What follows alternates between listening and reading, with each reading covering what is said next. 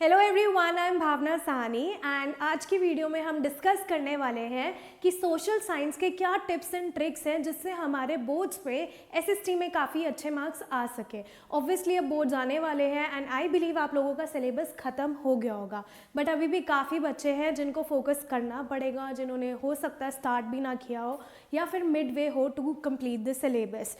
But this is the time जब तक आपका सिलेबस ख़त्म हो जाना चाहिए। अगर नहीं भी हुआ, don't worry, we are there to help you and now we are discussing tips and tricks जो आपने फॉलो करनी है टू मेक श्योर कि हमारे एसएसटी में 95% अबव आए।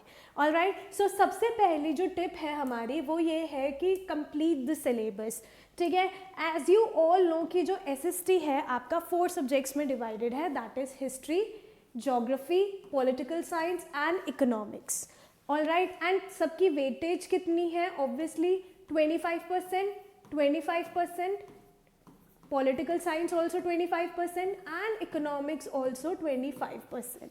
ठीक है, 80 मार्क्स का पेपर है, 20 मार्क्स की आपकी हिस्ट्री आ रही है, 20 मार्क्स की ज्योग्राफी, 20 मार्क्स का पॉलिटिकल साइंस एंड 20 मार्क्स के इकोनॉमिक्स। अब सिलेबस हमारा देखते हैं क्या। अगर मैं हिस्ट्री की बात करूँ, ठीक है, तो हिस्ट्री में आपके जो चैप्टर्स आ रहे हैं वो है nationalism in Europe, first chapter, nationalism in India, next making of global world. अगर मैं मेकिंग ऑफ ग्लोबल वर्ल्ड की बात करती हूँ तो मेकिंग ऑफ ग्लोबल वर्ल्ड में एक ही टॉपिक आ रहा है। All right, first topic is only coming, that is the first one. उसके अलावा आपने पूरा चैप्टर नहीं करना, you just have to focus on topic one which is subtopic 1.1, 1.2 and 1.3। ठीक है, and then comes with the print culture भी पूरा आ रहा है। तो ये चारों चैप्टर आपके हिस्ट्री के कवर हो रहे हैं, 3 पूरे चैप्टर और मेकिंग ऑफ ग्लोबल वर्ल्ड का सिर्फ एक ही topic. All right, then geography की बात करें, resources and development, forest and wildlife resources, water resources, agriculture, mineral and energy resources, manufacturing industry. ये पूरे चैप्टर्स आ रहे हैं विद मैप वर्क। और ये चीज़ आपने याद रखनी है कि लाइफलाइंस ऑफ नेशनल इकोनॉमी में सिर्फ मैप वर्क आ रहा है, तो गलती से इस पे टाइम वेस्ट मत करना, इसकी थ्योरी मत याद करने बैठ जाना।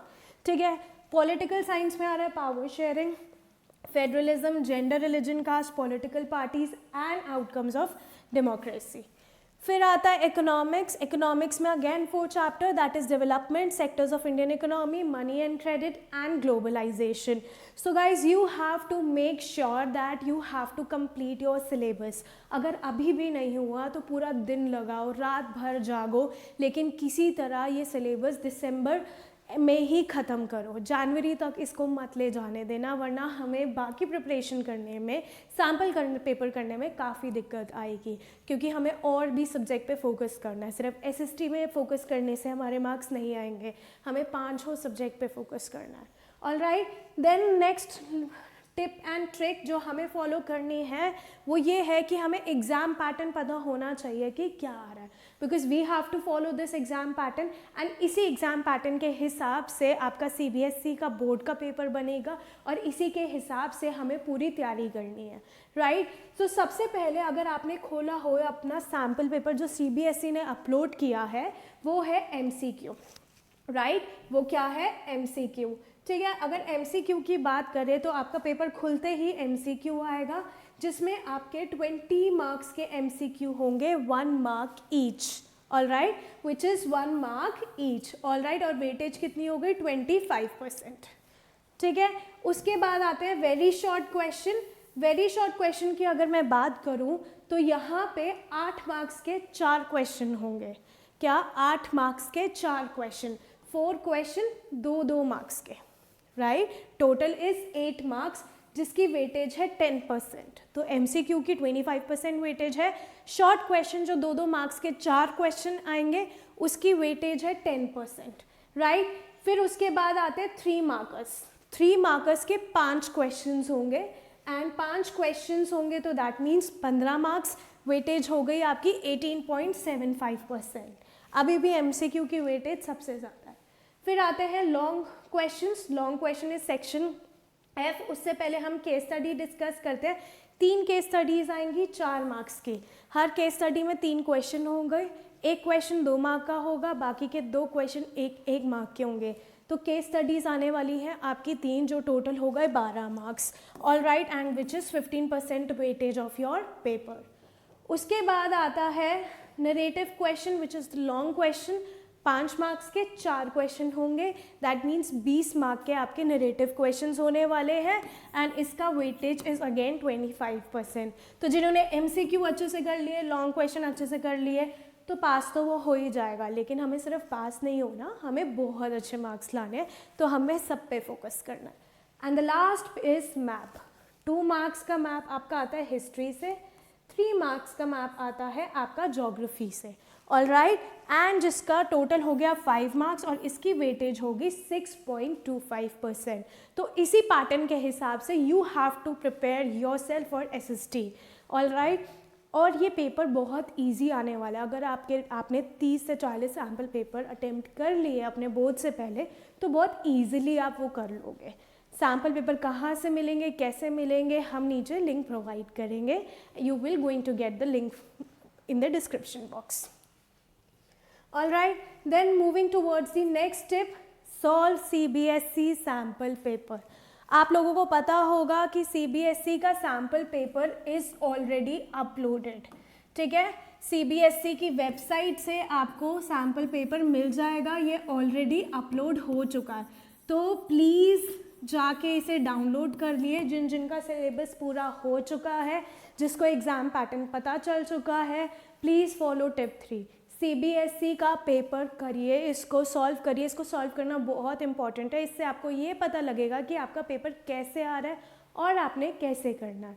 राइट, एक बार आप पेपर सॉल्व कर लेंगे तो थोड़ा एक्सपीरियंस हो जाएगा और थोड़ा कॉन्फिडेंस आएगा। फिर एक एक करके और भी सैम्पल पेपर्स आपको सॉल्व करने हैं। राइट, फिर उसके बाद moving towards the next tip. Next tip आती है आपकी use prescribed book. Right, obviously जो प्रिस्क्राइब्ड बुक है वो ही आपने यूज़ करनी है। जैसे आपकी जो स्कूल की बुक्स हैं, जो CBSE ने प्रिस्क्राइब करी हुई है, हिस्ट्री की बुक प्रिस्क्राइब करी हुई है। राइट, आफ्टर हिस्ट्री ज्योग्राफी की बुक भी प्रिस्क्राइब करी हुई है, इको की भी प्रिस्क्राइब करी हुई है, एंड पॉलिटिकल साइंस की भी प्रिस्क्राइब करी हुई है। तो वो चारों CBSE की बुक्स आपने रेफ़र करनी है। You have to read the books thoroughly. Read करना बहुत इंपॉर्टेंट है अगर केस स्टडी और MCQs करना है। मोर ओवर, अगर मैं हिस्ट्री की बात करूँ तो हिस्ट्री में आपके पिक्चर बेस्ड क्वेश्चन के साथ साथ आपको करने होंगे सोर्सेस, जो ब्लू ब्लॉक्स बने हुए हैं आपकी बुक्स में। राइट, उसके बाद अगर मैं हिस्ट्री के बाद ज्योग्राफी के भी बॉक्सेस हैं, वो भी आपको रीड करने होंगे। इको में केस स्टडीज़ गिवन है, वो भी आपको गो थ्रू करनी होगी, ताकि आप केस स्टडीज़ और से रिलेटेड क्वेश्चन अगर इको से आ गया तो आप इजीली कर पाओ। अगर मैं पॉल साइंस की बात करूं तो इसमें आपको पिक्चर बेस्ड क्वेश्चन भी आ सकते हैं। तो पॉल साइंस में हर एक चैप्टर के पिक्चर बेस्ड क्वेश्चन में आपको फोकस करना है। क्लियर?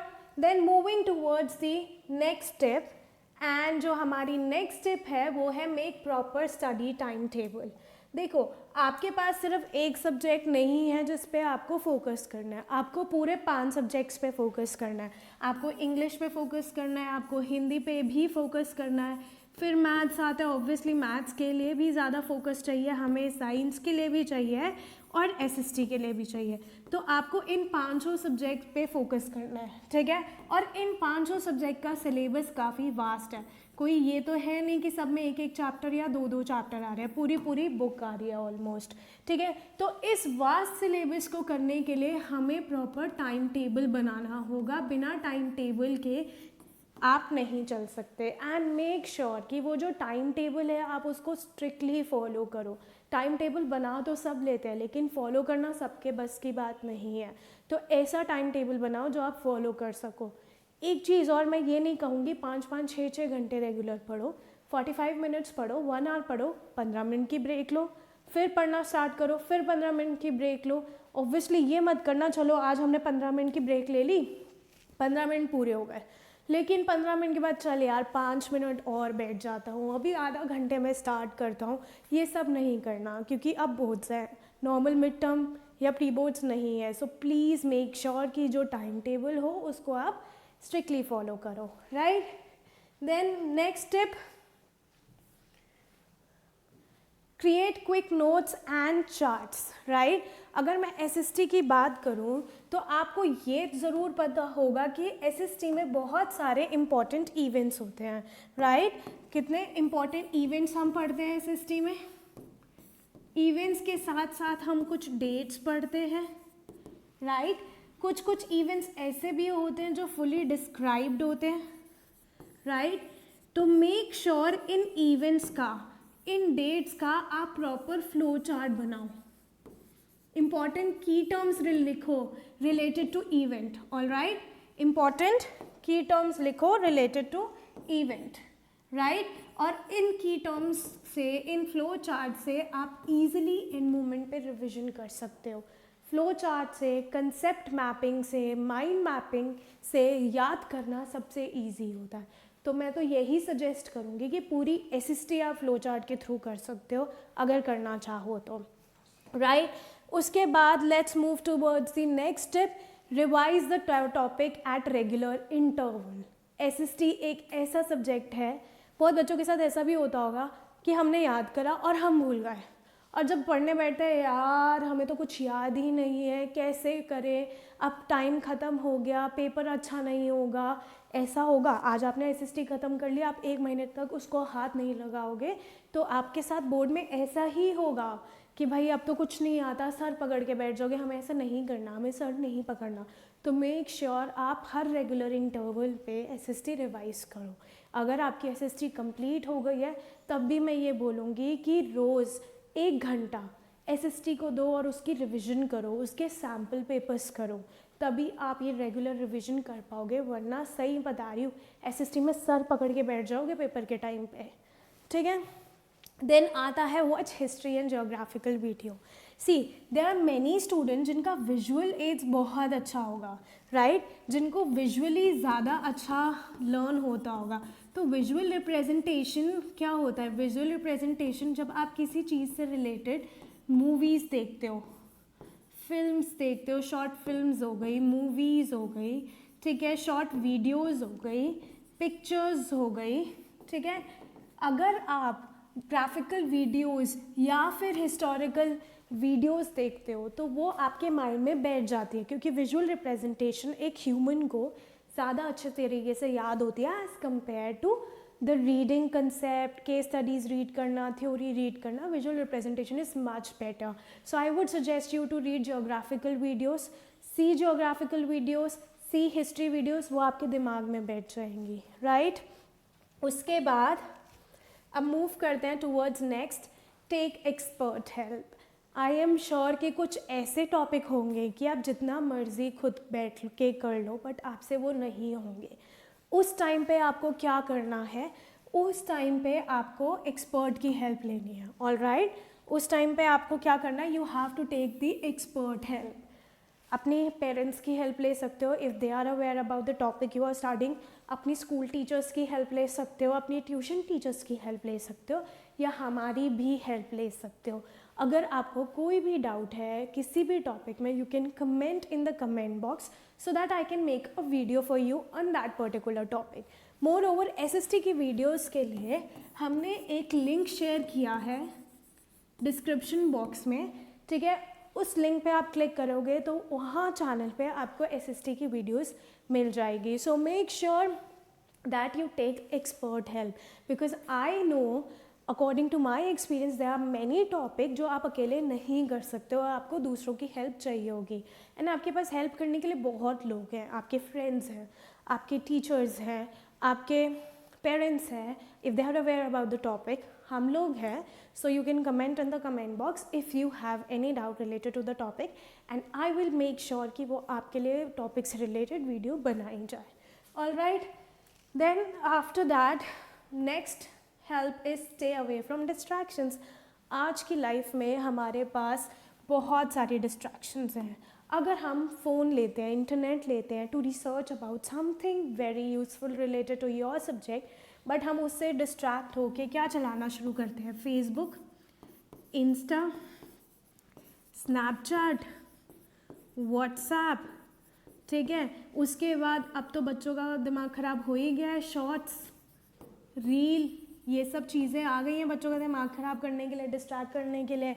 उसके बाद parties, phone call, stay away from all these until your boards get over. Stay away from all these. TV, stay away. I'll make sure कि आपके 95% above जाए। अगर आप इन डिस्ट्रैक्शन से भी हट गए ना तो सबसे अच्छी और सबसे बड़ी बात होगी।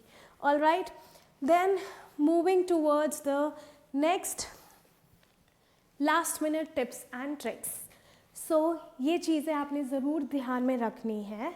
Whenever you are attempting the sample paper, आप ये आदत अभी से डाल लो, जब भी आप sample paper attempt करो, make sure to include and highlight the important facts and dates. Important facts, dates को highlight करो, underline करो pencil से. Do not use any highlighter, do not use black pen. Use only pencil, because boards में black pen allowed नहीं होता, अभी वो guidelines भी आ जाएंगी CBSE की, ठीक है। So make sure you highlight the important facts, all right, along with that dates. अगर हो सके फ्लो चार्ट बन रहा है क्वेश्चन में, फ्लो चार्ट बनाओ। अगर आप सैम्पल पेपर ऐसे ही अटैम्प्ट करोगे ना, आई एम श्योर आप सब कुछ अच्छे से कर लोगे, ठीक है। फिर उसके बाद क्वेश्चन पेपर को रीचेक करना है फॉर एनी अनअटेम्प्ट क्वेश्चन, की गलती से कोई क्वेश्चन तो नहीं रह गया तो उसको अटेम्प्ट करो, राइट, समझ आया। मेक श्योर लास्ट के 15 मिनट आप छोड़ो, ठीक है। मेक श्योर 15 मिनट आपके पास रिवीजन के लिए होने चाहिए, ताकि आप अच्छे से उसको रिवाइज कर सको, कोई करेक्शंस ढूंढ के ठीक कर सको। तो हमने पेपर 20 मिनट पहले ख़त्म करना है, और वो 20 मिनट से 15 मिनट हमें रिवीजन में देने हैं, ताकि हमें अगर कुछ दिखे करेक्शन करने के लिए तो वो हम करेक्ट करें। अगर आप सैम्पल पेपर इसी तरीके से करोगे ना तो SST के पेपर आपका 2.5 घंटे में ख़त्म हो जाएगा, पूरे 3 घंटे भी नहीं लगेंगे। और आई एम श्योर अगर अभी आपको कुछ नहीं आता, आप 4-4, 5-5 घंटे सैम्पल पेपर लेके बैठे रहो, कुछ नहीं होगा। तो हमें बहुत अच्छे से सारी चीज़ें करनी है, all right. So yes, that is it. And for SST video we are sharing the link in the description box. And अगर आपको कोई भी टॉपिक समझना है तो you can comment in the comment box, ठीक है, उससे रिलेटेड वीडियोज़ ज़रूर आएंगी, all right. So bye bye everyone.